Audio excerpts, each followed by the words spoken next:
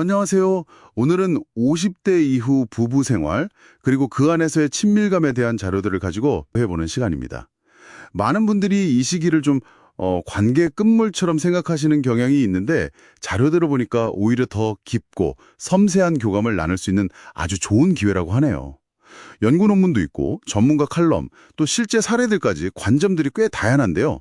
오늘 이 자료들 함께 파헤쳐 보면서 오해도 좀 풀고 새로운 가능성을 발견해 보죠. 준비되셨어요? 네, 아주 흥미로운 자료들이에요. 핵심은 정말 명확합니다. 50대 이후의 성생활을 하는 게 그냥 육체적인 행위, 그걸 넘어서서요. 서로의 변화를 먼저 이해하고 존중하면서 나누는 어떤 깊은 소통이라는 거죠. 특히 자료들 보면 나이 들면서 당연히 겪게 되는 거 있잖아요. 호르몬 변화라던가 체력 저하 같은 거요. 그런 신체적인 변화를 솔직하게 인정하는 데서부터 대화가 시작되어야 한다. 이걸 아주 강조하더라고요. 그 인정한다는 부분이 정말 중요하겠네요. 사실 많은 경우에 왜 예전 같지 않지? 이런 아쉬움 혹은 자책 이런 데 빨리기 쉬운데 자료들은 그게 아니라 지금 우리한테 가장 편안하고 또 즐거운 방식은 뭘까? 이렇게 현재에 딱 초점을 맞추는 질문요. 그게 관계 개선의 열쇠라고 딱 지적하고 있어요. 그러니까 과거 기준이 아니라 지금의 서로에게 맞는 답을 찾아가는 그 과정 자체인 거죠. 네, 정확합니다. 그런 맥락에서 아내가 남편에게 먼저 좀 다가갈 수 있는 그런 구체적인 방법들도 제시되어 있더라고요. 이게 단순히 성관계를 요구한다기보다는 일상 속에서 부드러운 스킨십의 빈도를 늘리는 거예요.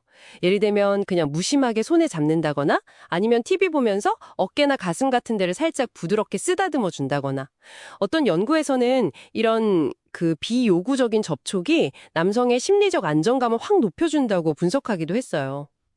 비요구적 접촉. 그거 기억해둘 만한 표현이네요. 네, 또 흥미로웠던 건 시각적인 변화에 대한 제안이었어요. 뭐랄까, 가끔 다른 스타일의 잠옷을 입어본다거나 은은한 향수를 살짝 사용하는 것 같은 거요.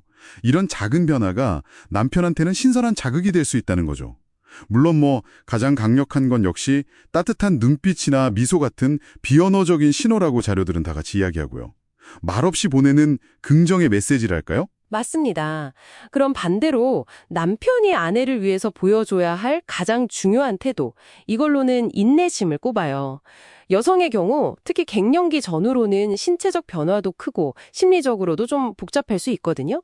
그래서 준비되는 시간이 더 필요할 수 있어요. 이걸 이해하고 절대 서두르지 않는 거, 아내의 속도에 맞춰주는 것이 신뢰의 바탕이 된다는 거죠. 그리고 오늘 유난히 예뻐 보인다라든지 난 지금의 당신이 참 좋다. 이런 진심 어린 칭찬이나 지지어, 이게 아내 마음을 여는데 정말 큰 역할을 한다고 여러 사례에서 나타나더라고요. 단순히 기다리는 걸 넘어서 그런 적극적인 배려도 강조되는군요.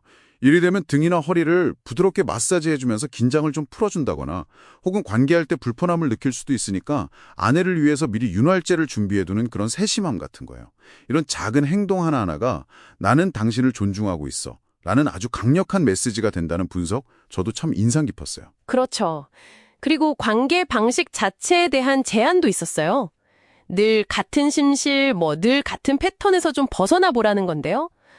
거실 소파에서 편안하게 대화하다가 자연스럽게 스킨십으로 이어진다거나 아니면 여행지 같은 새로운 환경이 주는 설렘, 그런 걸 활용해 보는 거죠.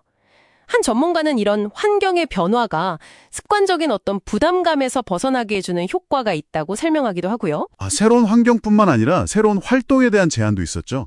커플 요가나 스트레칭 같은 거 함께 하면서 서로의 몸에 대한 이해를 높인다거나 아니면 따뜻한 물에 같이 몸 담그고 그냥 편안하게 대화 나누는 시간 같은 거예요.